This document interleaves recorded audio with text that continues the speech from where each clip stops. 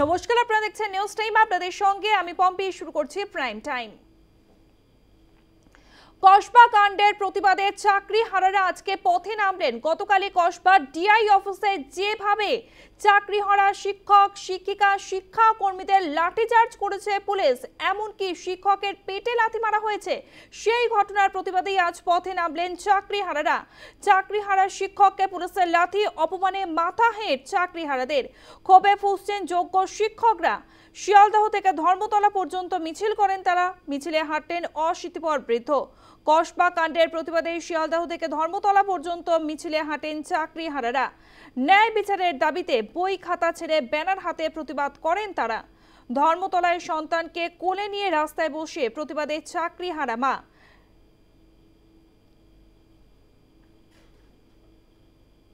মিছিলে হাঁটলেন অশীতিপর বৃদ্ধ জুনিয়র ডাক্তাররা। আমাদের সঙ্গে রয়েছে আমাদের প্রতিনিধি প্রীতি পাত্র। প্রীতি, চাকরিহারা শিক্ষক শিক্ষিকা শিক্ষা কর্মীরা তারা আজকে পথে হাঁটলেন, শিয়ালদহ থেকে ধর্মতলা পর্যন্ত মিছিল করলেন।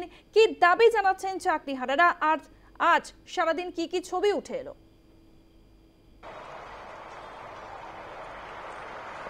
দেখো, তাদের একটাই দাবি যে এসএসসির তরফ থেকে যত দ্রুত সম্ভব যোগ্য এবং অযোগ্যের একটি তালিকা প্রকাশ করতে হবে এবং সেই তালিকা নিয়েই কিন্তু তারা আবারও সুপ্রিম কোর্টে যাবেন এবং সেখানে কিন্তু রিভিউর আবেদন করবেন। সেই তালিকা যদি প্রকাশ করা না হয় সেক্ষেত্রে দ্বিতীয়বার সুপ্রিম কোর্টে গিয়ে রিভিউর আবেদন করে তাদের কোনো লাভ হবে না। তাই যত দ্রুত সম্ভব সেই তালিকা প্রকাশ করতে হবে। মূলত এই দাবি নিয়েই কিন্তু আজকে রাজপথে মহামিছিলের আয়োজন করেছিলেন চাকরিহারা শিক্ষক এবং শিক্ষাকর্মীরা। তার পাশাপাশি এটি একটি প্রতিবাদ মিছিল ছিল, কারণ আমরা জানি গতকাল কসবায় ডিআই অফিস ঘেরাওয়ে গিয়ে যেভাবে চাকরিহারা শিক্ষক এবং শিক্ষাকর্মীদেরকে লাঠিচার্জ করা হয়, এমনকি একজন শিক্ষক তার পেটে লাঠি মারা হয়, তারই প্রতিবাদে কিন্তু আজকে তারা রাস্তায় নামেন এবং তারা বলেন যেখানে তাদের স্কুলে গিয়ে ছাত্রদের শিক্ষা প্রদান করা কথা, সেখানে তারা নিজেদের হকের চাকরি ফিরে পেতে ডিআই অফিস ঘেরাও করতে গিয়েছিলেন একটি শান্তিপূর্ণ কর্মসূচি নিয়ে। সেখানে গিয়ে জুটলো তাদের ভাগে পুলিশের মার, এমনকি পুলিশের লাথি খেতে হলো। এটা অত্যন্ত ধিক্কারজনক ঘটনা এবং এই ঘটনার প্রতিবাদেই কিন্তু তারা আজকে রাস্তায় নামেন। আমি তোমায় জানিয়ে রাখবো, শিয়ালদা থেকে কিন্তু রানী রাসমণি পর্যন্ত তারা মিছিলের আয়োজন করেছিলেন এবং সেই মতো দেখা যায় প্রথমে মিছিলের রুট অন্য থাকলেও পরবর্তীকালে যেহেতু শহর কলকাতায় আজ আরও একটি মিছিল ছিল, সে কারণে তাদের রুট চেঞ্জ করা হয়।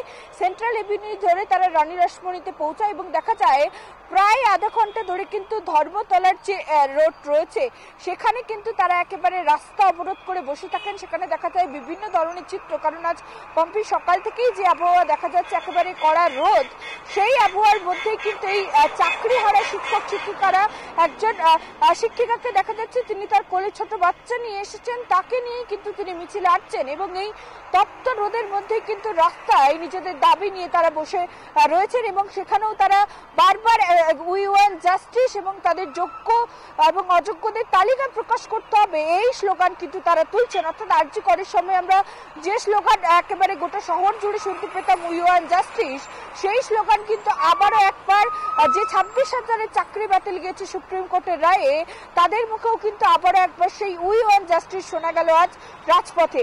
এবং তারপরেই দেখা যায় রাসমণিতে তারা আসেন, সেখানে তারা বেশ কিছুক্ষণ অবস্থান বিক্ষোভ করেন এবং যেহেতু এই চাকরিহারাদের পাশে আজকে আমরা দেখি জুনিয়র চিকিৎসক, বিভিন্ন বৃদ্ধ মানুষ, তার পাশাপাশি নাগরিক সমাজ, এমনকি তারাও কিন্তু আজকে তাদের মিছিলে যোগদান করেন। সেক্ষেত্রে কিভাবে তারা চাকরিহারাদের পাশে রয়েছেন, তাদেরই বা বক্তব্য কি, পুরো বিষয়টি কিন্তু তারা এই রানী রাসমণিতে এসে তুলে ধরেন। একটি সভারও আয়োজন হয় এবং তারপরেই কিন্তু তারা জানিয়ে দেন যারা চাকরিহারারা এখানেই কিন্তু শেষ নয়। অর্থাৎ আজকের যে বৃহৎ মিছিল দেখলো গোটা রাজ্য এবং তার পাশাপাশি যেভাবে তারা প্রায় আধ ঘন্টা ধরে ধর্মতলার মোড় পুরো অবরুদ্ধ করে বসেছিল, সেটা কিন্তু আজকেই শেষ নয়। তারা জানান যতদিন না পর্যন্ত যোগ্য এবং অযোগ্যদের সঠিক তালিকা প্রকাশ করছে এসএসসি এবং যে মিরর ইমেজ ওএমআর সিটে সেই মিরর ইমেজ প্রকাশ না করা হচ্ছে, তারা এভাবেই কিন্তু রাজপথে নামবে। কারণ ইতিমধ্যেই তারা কিন্তু তাদের একাধিক কর্মসূচির কথা ঘোষণা করেছে। আমি তোমায় জানাবো আগামীকাল কিন্তু তাদের এসএসসি ভবন অভিযানে সঙ্গে থাকো প্রীতি। করুণাময়ী চাকরিহারা অমিত রঞ্জন ভূঁইয়া কি বলছেন শুনবো। লাঠি পুলিশের প্রশাসনের কাছ থেকে লাঠি খেতে হবে, এমনিতেই পেটে লাথি মারছিল, যোগ্য অযোগ্য এই পৃথকীকরণ না করে, চাকরিতে দুর্নীতি করে, যোগ্যদের চাকরি থেকে চ্যুত করে আমাদের পেটে লাথি মারছিল। এখন পুলিশ প্রশাসন দ্বারা আমাদের পেছনে লাথি মারার প্রচেষ্টা হচ্ছে। এটা চূড়ান্ত লজ্জার। আমি নিজে খুব কষ্ট পেয়েছি, আমার সহকর্মীরা কষ্ট পেয়েছে এবং অন্যান্য শিক্ষক সংগঠন, ডাক্তার ও কলেজের প্রফেসর ওনারাও ধিক্কার জানায়। এবং এই লাঠিটা শুধু আমার উপরে নয়, সমগ্র শিক্ষক সমাজের উপরে। আমি বুঝতে পারছি না, আমাদের পশ্চিমবঙ্গ যে রাজ্য শিক্ষা সংস্কৃতি সাহিত্যে ভীষণই এগিয়ে রয়েছে, যে জন্যে বিশ্ব তথা ভারতবর্ষ তথা বিশ্ব বাঙালি জাতির সম্মান করে, কিন্তু তার মেন উৎসটা কোথায়? শিক্ষা। কিন্তু সেই শিক্ষা ব্যবস্থাটাই মনে হয় ভেঙে যেতে বসেছে। আর গরিব বাড়ির ছেলেমেয়েরা, দরিদ্র বাড়ির ছেলেমেয়েরা যারা সরকারি শিক্ষা ব্যবস্থার উপর নির্ভরশীল, তারা কিন্তু আর স্কুলে গেলে শিক্ষক পাবে না। শিক্ষক না পেলে চেয়ার টেবিল বেঞ্চ থাকবে, কিন্তু আসল যে উপাদান শিক্ষক, যোগ্য শিক্ষক, কোয়ালিফাইড টিচার, সেই শিক্ষক কিন্তু আর পাওয়া যাবে না। তাহলে সেই বাচ্চাদেরকে কে গড়বে? মানুষ হিসেবে কারা গড়বে? চাকরি হারাদের মিছিলে হাঁটলেন অশীতিপর বৃদ্ধ কি জানিয়েছেন শুনবো।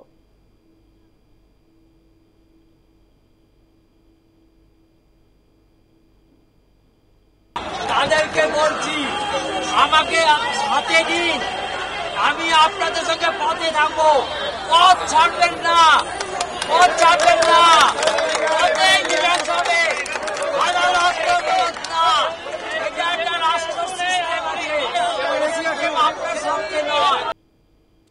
রাজ্যের চাকরি বাতিলের আজ দিল্লিতে 16ই এপ্রিল দিল্লির যন্তর মন্তরে বিক্ষোভ। আগামীকালও পথে নামছেন চাকরি হারারা। কথা বলবো, আমাদের সঙ্গে রয়েছে আমাদের প্রতিনিধি প্রীতি পাত্র। প্রীতি, আগামীকালও পথে নামছেন চাকরি হারারা, তাদের কি কি কর্মসূচি রয়েছে?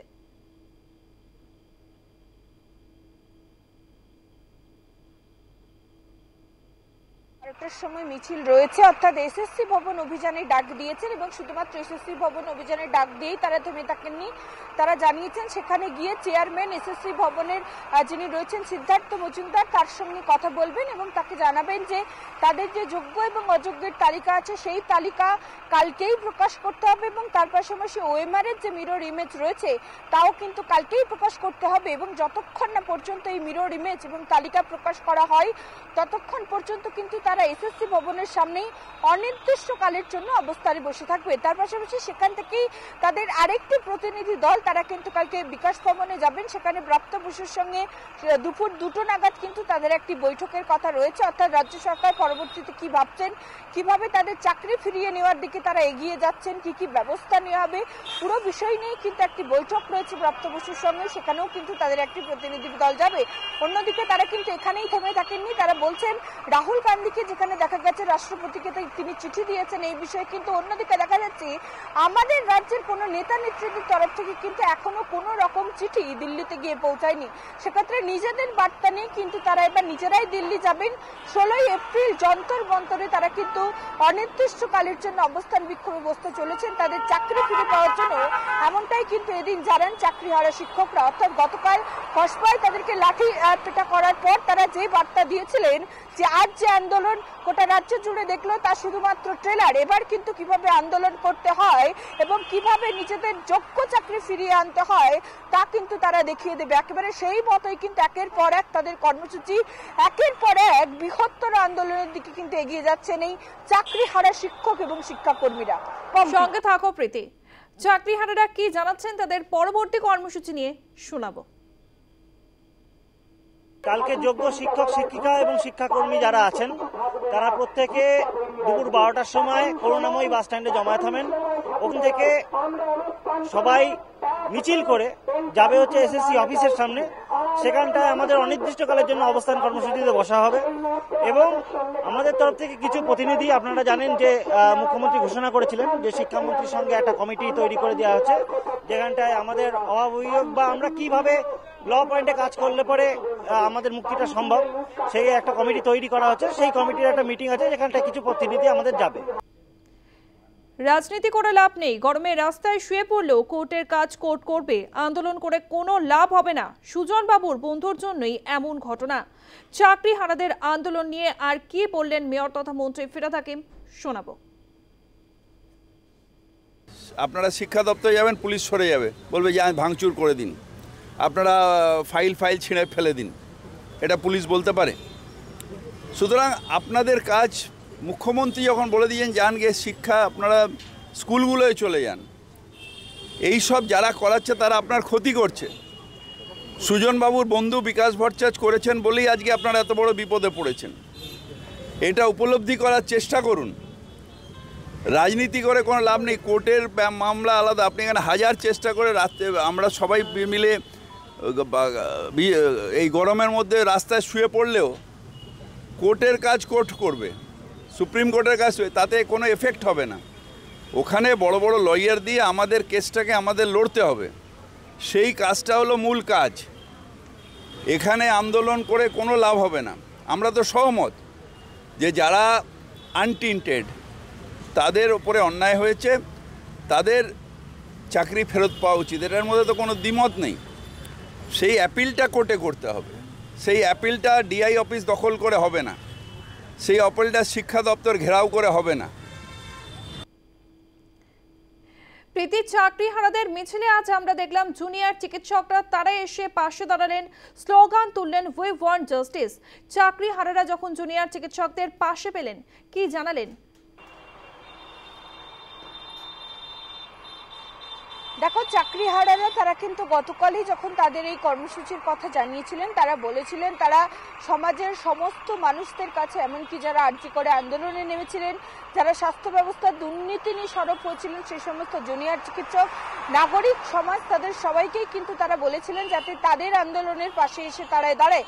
এবং আজ যখন জুনিয়র চিকিৎসক থেকে শুরু করে নাগরিক সমাজের সবাই তাদের পাশে এসে দাঁড়ান, এমনকি অভয় মঞ্চের সদস্যরাও তারা কিন্তু বলেন যে তারা মনে বল ফিরে পাচ্ছে এবং সবাই একত্রিত হয়ে যদি আন্দোলনে নামেন সেক্ষেত্রে কিন্তু তাদের দাবি ছিনিয়ে আনতে তাদেরকে সমস্যায় পড়তে হবে না, এমনটাই কিন্তু দাবি করেন চাকরিহারারা। এবং তার পাশাপাশি জুনিয়র চিকিৎসকরা তারা জানিয়ে দেন যে যেভাবে আর্জি করে আমরা দেখেছিলাম যে তারা স্বাস্থ্য ক্ষেত্রে দুর্নীতি নিয়ে সরব হয়েছেন, সেভাবে কিন্তু শিক্ষা ক্ষেত্রেও একেবারে দুর্নীতিতে ভরা এবং সেই দুর্নীতির কিন্তু এই 26,000-এর চাকরি গেছে। এবং তারা পরিষ্কার জানিয়ে দেন যতদিন না পর্যন্ত এই যারা যোগ্য রয়েছে তারা তাদের চাকরি ফিরে পায়, সেক্ষেত্রে কিন্তু ততদিন পর্যন্ত তারা তাদের পাশে থাকবে। এবং তারা আজ থেকে যতগুলো মিছিল বা যতগুলো কর্মসূচি গ্রহণ করবেন, সেই কর্মসূচির পাশে কিন্তু জুনিয়র চিকিৎসক এবং নাগরিক সমাজ তারা কিন্তু এসে দাঁড়াবেন এবং একেবারে কাঁধে কাঁধ মিলিয়ে তারা লড়াই চালিয়ে যাবেন। আজ কিন্তু এই মিছিল থেকে এমনটাই বার্তা দেন জুনিয়র চিকিৎসক এবং নাগরিক সমাজ। ধন্যবাদ প্রীতি। আমাদের সঙ্গে ধর্মতলা থেকে ছিল আমাদের প্রতিনিধি প্রীতি পাত্র। চাকরিহারাদের পাশে দাঁড়িয়ে জুনিয়র চিকিৎসক অনিকেত মাহাতো, দেবাশিস হালদাররা কি বার্তা দিলেন শোনাবো। আমরা ওয়েস্ট বেঙ্গল জুনিয়র ডক্টরস ফ্রন্টের পক্ষ থেকে ব্যক্তিগতভাবে আমি তীব্র নিন্দা জানাই, আমি ধিক্কার জানাই। আমি পরিষ্কারভাবে যে কথাটা বলতে চাই যে যোগ্য অযোগ্যদের এই জায়গাতে সম্পূর্ণরূপে যোগ্যদেরকে পুনরায় তাদের চাকরিতে বহাল রাখা উচিত, করা উচিত। এবং যে প্রশ্নটা বারবার এসছে সেটা হচ্ছে যে এই ধরনের অত্যাচার, অবিচার কোনোভাবেই মানা যায় না। তাহলে সম্পূর্ণ রকমভাবে এই দায় রাজ্য প্রশাসনকে নিতে হবে।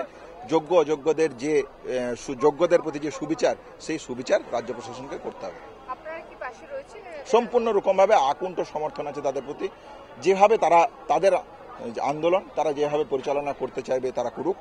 আমাদের দিক থেকে যে ধরনের সহায়তা তারা চায় আমরা সব রকমের সহায়তা করতে প্রস্তুত। গতকাল যে ঘটনা ঘটেছে পশ্চিমবঙ্গের বুকে, প্রথমত শুধু গতকালের পুলিশ নির্যাতন দিয়ে বলবো না আমি, এই যে সুপ্রিম কোর্টের রায় কাদের জন্য হলো, এই যে একটা এসএসসি হলো, তারপরে শিক্ষক চাকরি বিক্রি হলো কোটি কোটি টাকা দিয়ে, রাজ্যের শিক্ষামন্ত্রী, প্রাক্তন শিক্ষামন্ত্রী তিনি জেলে রয়েছেন, তার খাটের তলা থেকে কোটি কোটি টাকা উদ্ধার হয়েছে।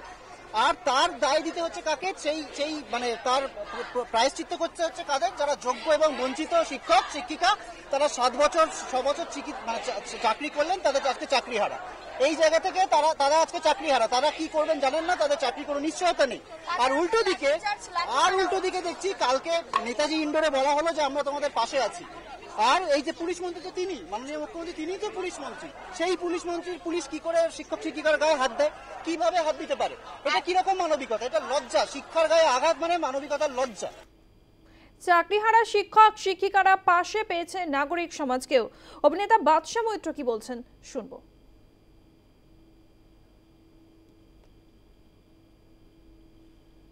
তারা কোনো মন্ত্রীর, কোনো নেতার দয়া দাক্ষিণ্য চান না। মাননীয় মুখ্যমন্ত্রী, শিক্ষামন্ত্রীর কাছে আমাদের বক্তব্য, তারা দয়া দাক্ষিণ্য চান না। তারা চাকরি দিয়ে যোগ্যভাবে চাকরি পেয়েছেন, সরকারের অপদার্থতার জন্য তাদের চাকরি গিয়েছে। আর একটা কথা বলবো, এই যত ছেলে মেয়ে আছে তাদের যেখানে যা ব্যাংক লোন আছে, সরকারকে দায়িত্ব নিতে হবে তারা আগামী দিনে কোনো ভালো চাকরি না পাওয়া অবধি কোনো ব্যাংক যেন তাদের হ্যারাস না করে, এবং পরিবারের সমস্ত বৃদ্ধ এবং শিশু যারা আছে তাদের চিকিৎসার দায়িত্ব সরকারকে নিতে হবে। সরকার ক্লাবে খেলায় মেলায় প্রচুর টাকা ব্যয় করে, এই ছেলে মেয়েগুলোর যথাযোগ্য সম্মানপূর্বক চাকরি ফেরা অবধি সরকারকে দায়িত্বটা নিতে হবে, এটা সরকারের নৈতিক দায়।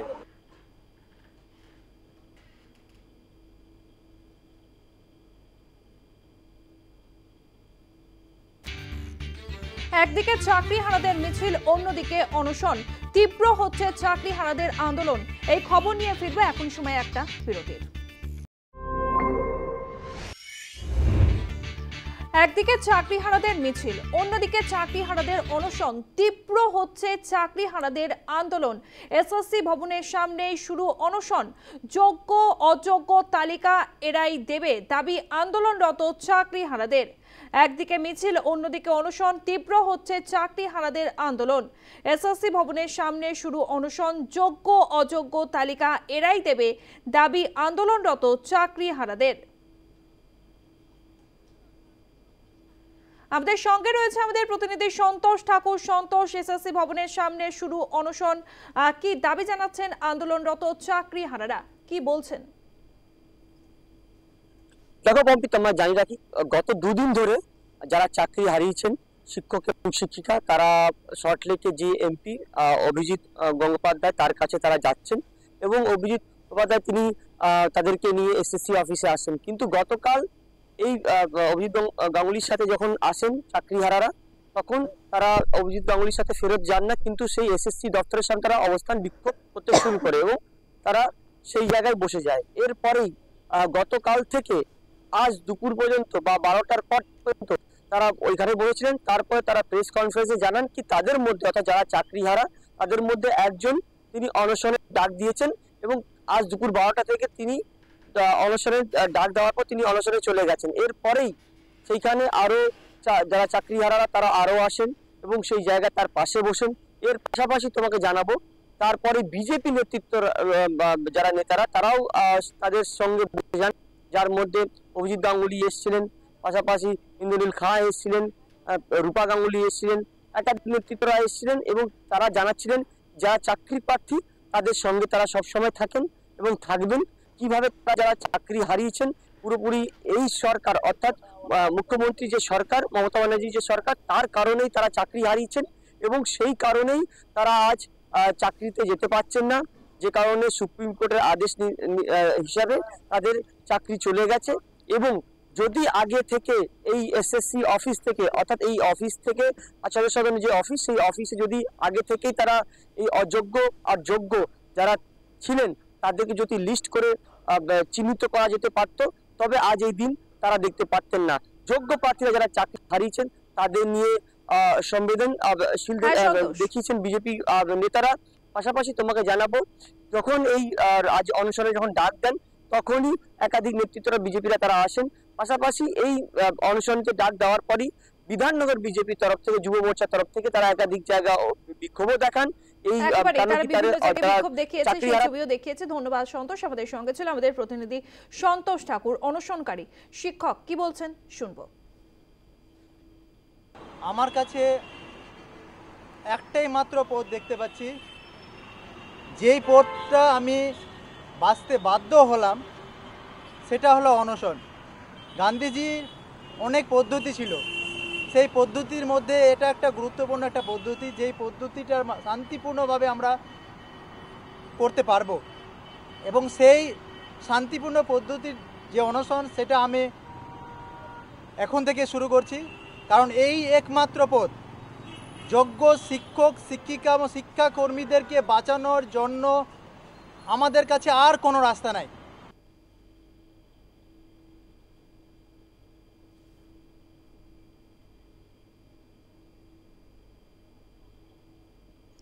কসবা কাণ্ডের প্রতি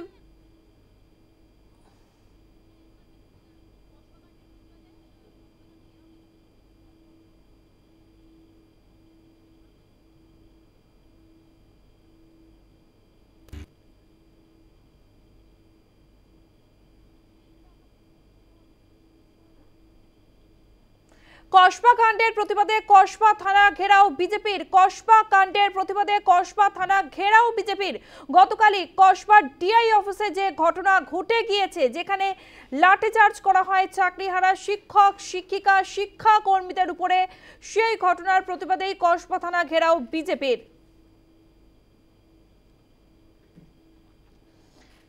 এর পাশাপাশি আপনাদেরকে জানাবো সুপ্রিম কোর্টের রায় নিয়ে মন্তব্য, নেতাজি ইন্ডোরে মন্তব্যে বিতর্ক, আদালত অবমাননার নোটিশ গেল মুখ্যমন্ত্রীর কাছে, নোটিশ এলো আত্মদীপ সংস্থা। সুপ্রিম কোর্টের রায় নিয়ে মন্তব্য, নেতাজি ইন্ডোরে মন্তব্যে বিতর্ক, আদালত অবমাননার নোটিশ মুখ্যমন্ত্রীর কাছে গেল, নোটিশ এলো আত্মদীপ সংস্থা। জনসমক্ষে রায় সমালোচনা কেন, প্রশ্ন তুলে আদালত অবমাননার নোটিশ। নেতাজি ইন্ডোরে মুখ্যমন্ত্রী মমতা বন্দ্যোপাধ্যায় সুপ্রিম কোর্টের রায় নিয়ে যে মন্তব্য করেছেন তাতেই বিতর্ক, আদালত অবমাননার নোটিশ গেল মুখ্যমন্ত্রীর কাছে, নোটিশ এলো আত্মদীপ সংস্থা।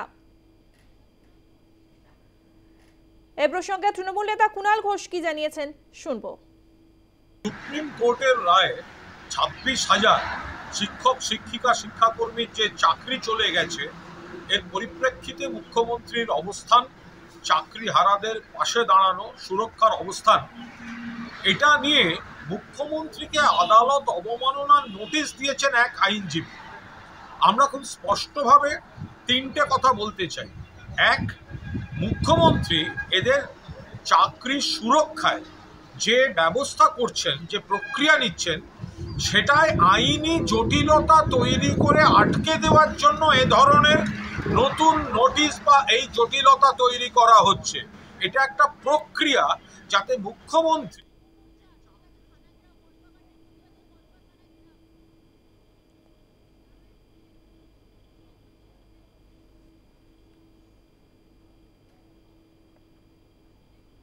কসবা কাণ্ডের প্রতিবাদে কসবা থানা ঘেরাও বিজেপির যুব মোর্চার।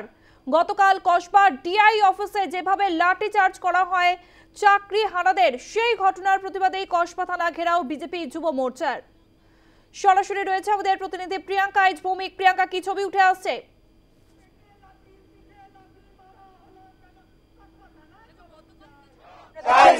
যেভাবে একেবারে হয়েছিল চাকরিহারা শিক্ষক শিক্ষিকা এবং শিক্ষাকর্মীদের, তার প্রতিবাদে কিন্তু রাস্তায় নেমেছে বিজেপির, একেবারে বিজেপির যে যুব সংগঠন, তারা কিন্তু স্পষ্টত আজকে কসবা থানার সামনে বারবার স্লোগান তুলছে, জঙ্গিপুরে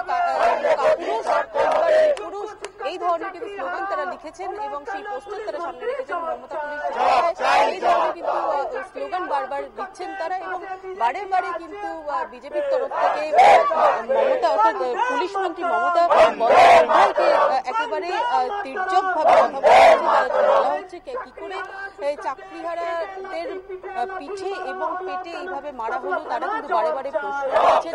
এই মুহূর্তে তারা কসবা থানার সামনে দাঁড়িয়ে রয়েছেন। ধন্যবাদ প্রিয়াঙ্কা, আমাদের সঙ্গে ছিল প্রিয়াঙ্কা আইচ ভৌমিক। এই খবর নিয়ে ফিরবে, এখন সময় একটা ছোট্ট বিরতির।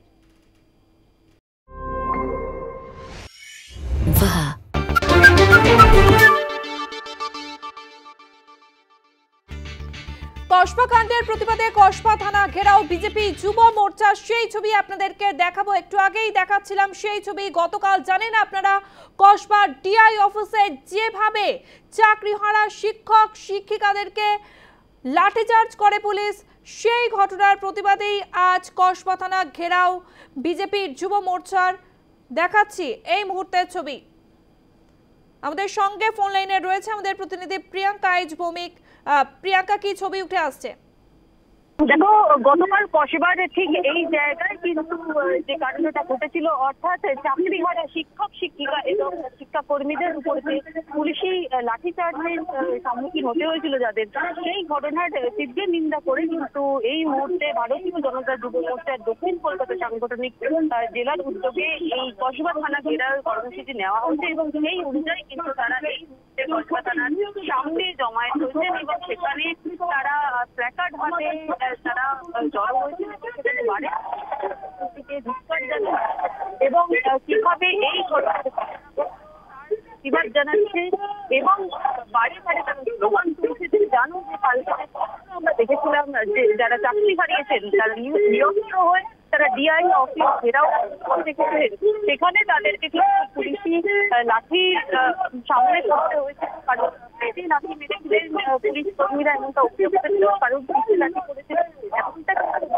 এবং সেই ছবিও কিন্তু সামনে এসেছিল এবং সে তার প্রতিবাদে কিন্তু আজকে এই কসবা থানার সামনে এই জমায়েত একেবারেই বিজেপির তরফ থেকে, যুব সংগঠনের তরফ থেকে কিন্তু এই জমায়েত করা হয়েছে এবং সেখানে দাঁড়িয়ে তারা কিন্তু বারে বারে প্রতিবাদ জানাচ্ছে কিভাবে এই ঘটনা ঘটল তার প্রতিবাদ তারা জানিয়ে যাবেন।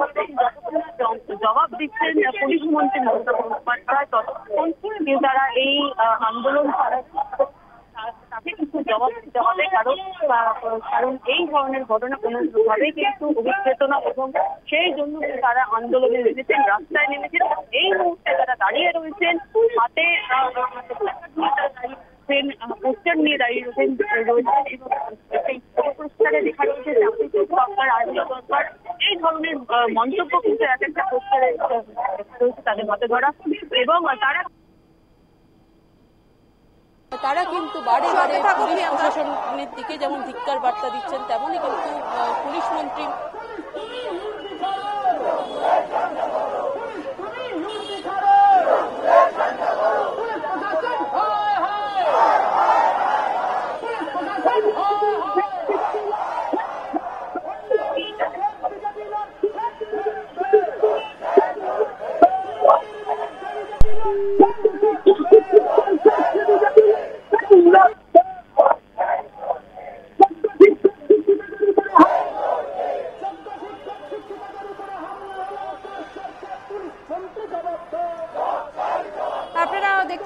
অবস্থানে বিজেপি যুব মোর্চা কসবা থানা ঘেরাও করেছেন তারা।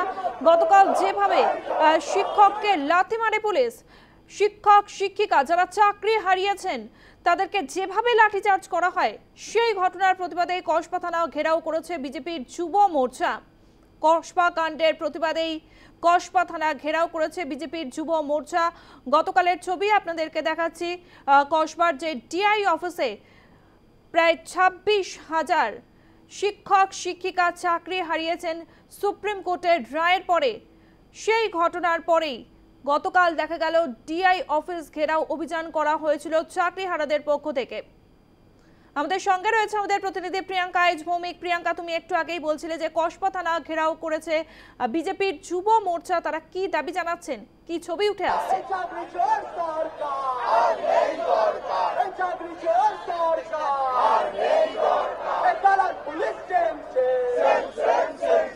প্রিয়াঙ্কা, শুনতে পাচ্ছ?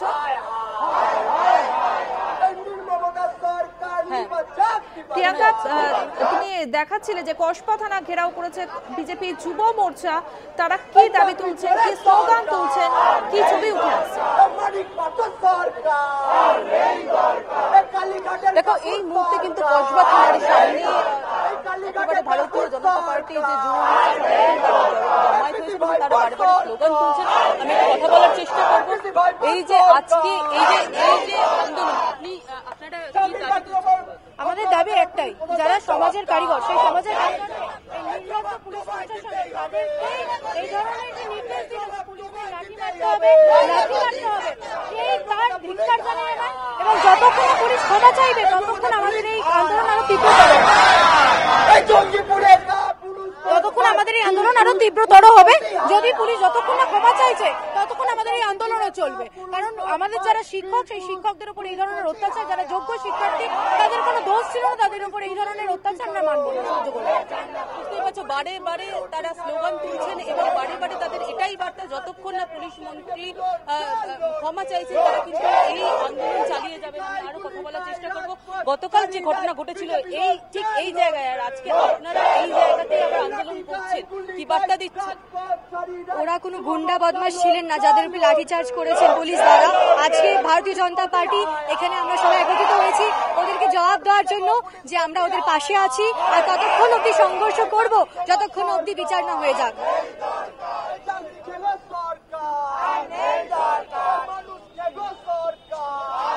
বুঝতেই পারছো, বারে বারে বারে তারা কিন্তু এটাই স্পষ্টভাবে জানিয়ে দিচ্ছেন যে যতক্ষণ না ক্ষমা চাওয়া হচ্ছে এই ধরনের কিন্তু তারা প্রতিবাদ জানিয়ে যাবেন এবং এই প্রতিবাদে তারা যেভাবে সরব হয়েছেন তারা কিন্তু তাদের প্রতিবাদের আওয়াজ থামাবেন না। এটা কিন্তু স্পষ্টত বোঝাই যাচ্ছে, কারণ আজকে কিন্তু একেবারে কসবা থানার সামনে তারা জমায়েত হয়েছেন এবং তারা জমায়েত হয়ে বারে বারে প্রতিবাদ জানাচ্ছেন কিভাবে যে পুলিশ মন্ত্রী অর্থাৎ মমতা বন্দ্যোপাধ্যায় তিনি নিজে যেখানে তিনি নিজে দাঁড়িয়ে থেকে আশ্বস্ত করেছিলেন নেতাজি ইন্ডোর স্টেডিয়ামে সেই সব চাকরিহারা শিক্ষক শিক্ষিকা এবং শিক্ষাকর্মীদের, তারপরে কিভাবে তার ঠিক পরেই এইভাবে তাদেরকে পুলিশের মারের সম্মুখীন হতে হয়েছে এই প্রশ্ন কিন্তু বারে বারে উঠছে। আর সেখানে দাঁড়িয়ে কিন্তু ভারতীয় জনতা পার্টির দক্ষিণ কলকাতা জেলার এই যুব মোর্চা সংগঠনের তরফ থেকে কিন্তু তারা এই আন্দোলনে নেমেছেন।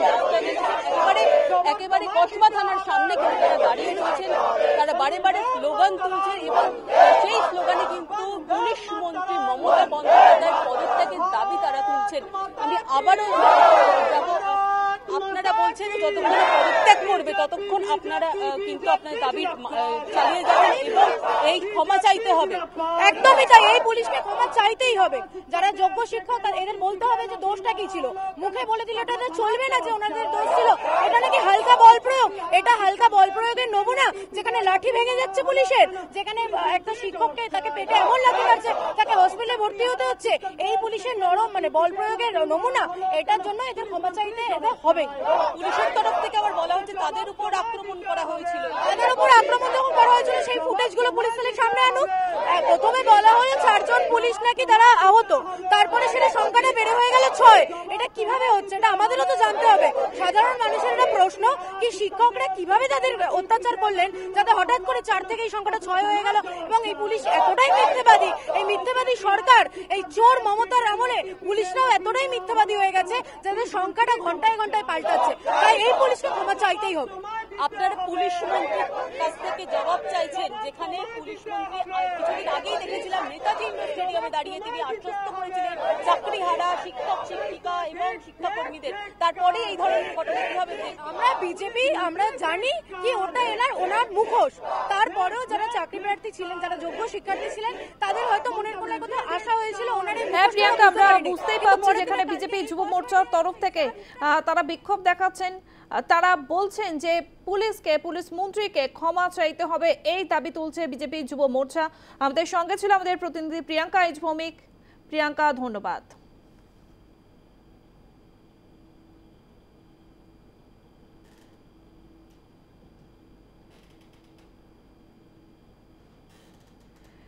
মুম্বাই হামলার অন্যতম চক্রী তাহাউর রানা অবশেষে প্রত্যর্পণ আমেরিকা থেকে ভারতে প্রত্যর্পণ হলো মুম্বাই হামলার অন্যতম চক্রী তাহাউর রানার।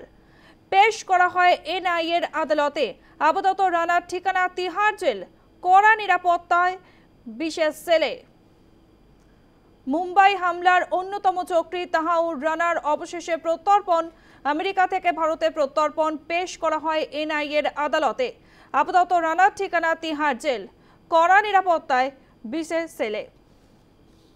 17 বছর পর কবজায় মুম্বাই হামলার অন্যতম মূল চক্রী তাহাউর রানা। ভারতে ফেরানো হলো তাহাউর রানাকে। বিশেষ বিমানে আমেরিকা থেকে দিল্লিতে ফেরানো হয় মুম্বাই হামলার অন্যতম চক্রীকে। তিহার জেলে রাখা হয়েছে তাকে, কড়া নিরাপত্তায় বিশেষ সেলে।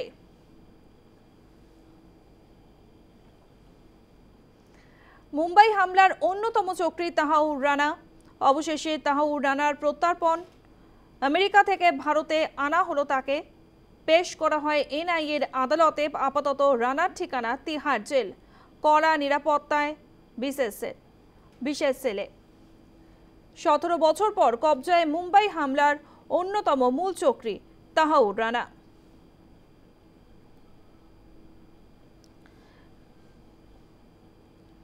26/11 রাতে যে ঘটনা ঘটে গিয়েছিল, রক্তাক্ত হয়েছিল তাজ হোটেল। নিউজরুম থেকে আমাদের সঙ্গে রয়েছে আমাদের প্রতিনিধি চিন্ময় ভট্টাচার্য। চিন্ময় দা, 17 বছর পর মুম্বাই হামলার অন্যতম মূল চক্রী তাহাউর রানার প্রত্যর্পণ। আমরা জানি ডোনাল্ড ট্রাম্প তিনি বলেছিলেন রানাকে এবার ফিরিয়ে দেওয়া হবে, শেষ পর্যন্ত ফিরিয়ে দেওয়া হলো, ভারতের হাতে তুলে দেওয়া হলো, কি বলবে? হ্যাঁ, একেবারেই। দেখো, মুম্বাই হামলা 2008 সালে যে হামলা হয়, সেখানে নাম আরও অনেকের সঙ্গে নাম উঠে এসেছিল তাহাউর রানার। কিন্তু তাহাউর রানা এরপর আমেরিকায় চলে গিয়েছিলেন। তিনি কানাডার নাগরিকত্ব নেন এবং আমেরিকায় তাঁকে গ্রেপ্তার করা হয় পাকিস্তানের সংগঠন, জঙ্গি সংগঠন লস্করি তৈবার সঙ্গে যোগাযোগ থাকার অভিযোগে, এবং তিনি এতদিন পর্যন্ত আমেরিকার জেলেই ছিলেন।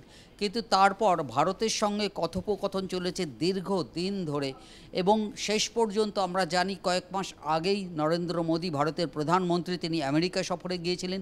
সেই সময়েও এই বিষয়ে বেশ কিছু কথাবার্তা হয় দুই শীর্ষ নেতৃত্বের মধ্যে, এবং সেখানে এই বিষয়টি চূড়ান্ত হয়ে যায় যে যাবতীয় আইনি জট এবং যে কূটনৈতিক যে প্রসেস রয়েছে, কূটনৈতিক প্রক্রিয়া সম্পূর্ণ করে শেষ পর্যন্ত তাহাউর রানাকে ভারতে নিয়ে আসা সম্ভব হলো। এইটা নিশ্চিতভাবে দুটো দিক আছে এই গোটা বিষয়টার। একটি হচ্ছে আইনি প্রক্রিয়া, আর 2 নম্বরটি হচ্ছে কূটনৈতিক বিষয়টি। আইনি প্রক্রিয়ার ক্ষেত্রে আমরা জানি যে তাহাউর রানা শেষ মুহূর্ত পর্যন্ত চেষ্টা করে গিয়েছেন যাতে প্রত্যর্পণ আটকানো যায়, প্রত্যর্পণ যেন না হয়, এবং তিনি অভিযোগ তুলেছিলেন সুপ্রিম কোর্টে, এই অভিযোগ তুলেছিলেন যে একই অপরাধের জন্যে তাকে 2বার শাস্তি পেতে হচ্ছে, এটা হওয়া যায় না। কিন্তু ভারতীয় আইনবিদরা, এক্ষেত্রেও ভারতের শীর্ষ যে আইনজীবীরা রয়েছেন তাদেরকে নিয়োগ করা হয়েছিল, এবং তারাও এই জায়গাটা আমেরিকান যে তাদের কাউন্টার পার্ট রয়েছেন তাদের বোঝাতে সক্ষম হন যে একই অপরাধে 2বার শাস্তি পাওয়ার মামলা এটি নয়। সেই দিক একটি আইনি প্রক্রিয়া এবং পাশাপাশি কূটনৈতিক প্রক্রিয়া, যেটি আমি বললাম যে নরেন্দ্র মোদীও গিয়েছিলেন, সেখানে কথাবার্তা হয়। এই দুই যৌথ চেষ্টাতেই সম্ভব হলো তাহাউর রানাকে ফিরিয়ে আনার। ধন্যবাদ। আমাদের সঙ্গে নিউজরুম থেকে ছিল আমাদের প্রতিনিধি চিন্ময় ভট্টাচার্য।